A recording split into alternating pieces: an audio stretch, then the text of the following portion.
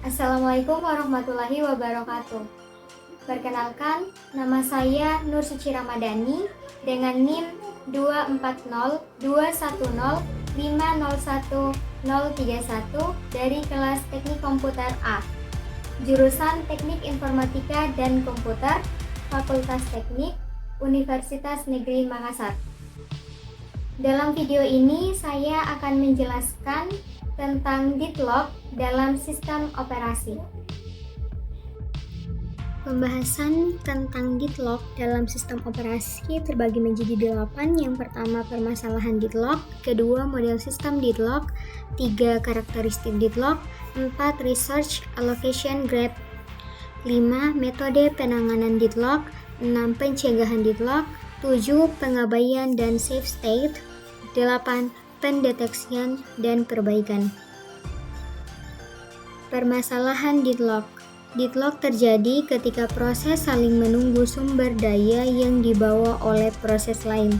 Contohnya, dua proses yang masing-masing memegang satu type drive dan membutuhkan type drive yang lain. Kondisi ini dapat diilustrasikan dengan kedua mobil saling menunggu agar mobil lain bisa lewat terlebih dahulu.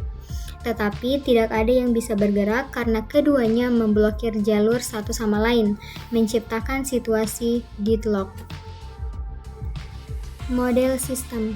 Model sistem melibatkan jenis sumber daya seperti CPU siklus, memory space, dan input-output device.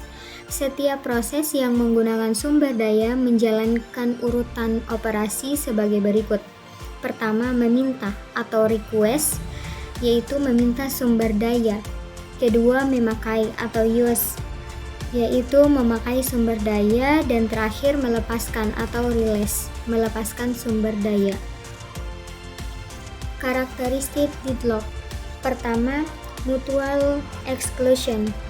Mutual exclusion adalah suatu cara yang menjamin jika ada sebuah proses yang menggunakan variabel atau berkas yang sama digunakan juga oleh proses lain, maka proses lain akan dikeluarkan dari pekerjaan yang sama. Hanya satu proses yang dapat menggunakan sumber daya pada satu waktu. Sumber daya tidak dapat digunakan bersama-sama. 2. Hold and wait. Proses yang sedang memakai sumber daya boleh meminta sumber daya lagi. Maksudnya, menunggu hingga benar-benar sumber daya yang diminta tidak dipakai oleh proses lain. Hal ini dapat menyebabkan kelaparan sumber daya sebab dapat saja sebuah proses tidak mendapat sumber daya dalam waktu yang lama. 3. No preemption. Sumber daya yang ada pada sebuah proses tidak boleh diambil begitu saja oleh proses lainnya. Untuk mendapatkan sumber daya tersebut, maka harus dilepaskan terlebih dahulu oleh proses yang memegangnya. Selain itu, seluruh proses menunggu dan mengizinkan hanya proses yang memiliki sumber daya yang boleh berjalan. 4. Circular wait. Kondisi seperti rantai, yaitu sekumpulan proses saling menunggu, di mana proses pertama menunggu sumber daya yang dipegang oleh proses kedua, dan seterusnya hingga proses terakhir menunggu sumber daya yang dipegang oleh proses pertama. Situasi ini membentuk siklus ketergantungan antar proses, yang menyebabkan tidak ada proses yang bisa melanjutkan eksekusi. Research allocation graph.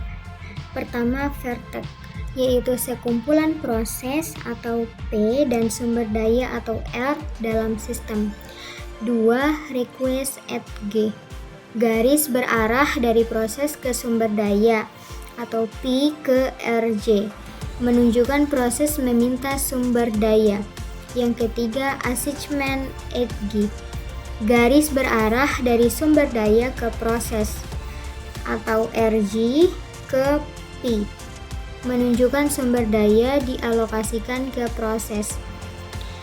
Research allocation graph digunakan untuk memvisualisasikan alokasi sumber daya dan mendeteksi potensi deadlock. siklus dalam grep menunjukkan kemungkinan terjadinya deadlock. Metode penanganan deadlock. Yang pertama, pencegahan. Menjamin sistem tidak pernah memasuki deadlock state dengan mencegah salah satu dari 4 kondisi deadlock. 2. Pengabaian. Mengizinkan sistem memasuki deadlock state tetapi menghindari kondisi tidak aman dengan algoritma pengabaian. Yang ketiga, pendeteksian. Mengizinkan sistem memasuki deadlock state dan kemudian mendeteksi serta memperbaiki deadlock. Pencegahan deadlock.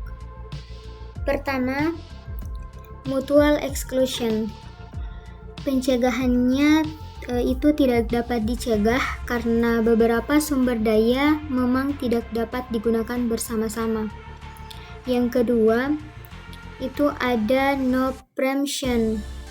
Jika proses memegang sumber daya dan meminta sumber daya lain yang tidak dapat dipenuhi, semua sumber daya yang dipegang harus dibebaskan.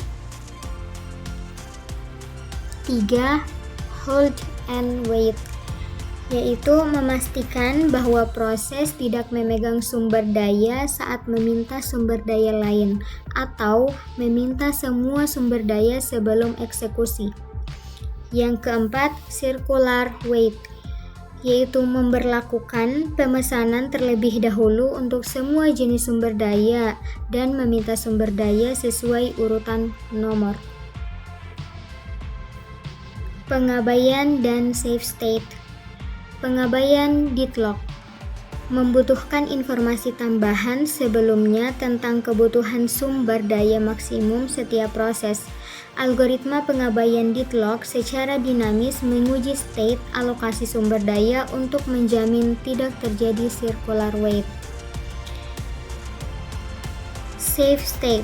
Sistem dalam safe state jika semua proses dapat berjalan hingga selesai. Jika sistem dalam state tidak aman, kemungkinan terjadi deadlock. Pengabaian deadlock menjamin sistem tidak pernah masuk ke state tidak aman.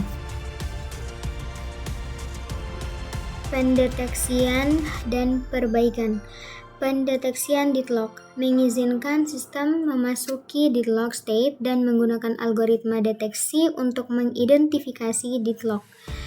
Selanjutnya, perbaikan deadlock. Setelah deadlock terdeteksi, dilakukan perbaikan dengan menghentikan proses atau melakukan resource preemption.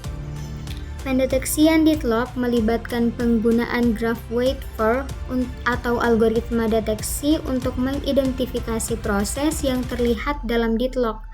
Perbaikan deadlock dapat dilakukan dengan menghentikan proses atau melakukan resource preemption. Terima kasih. Thank you.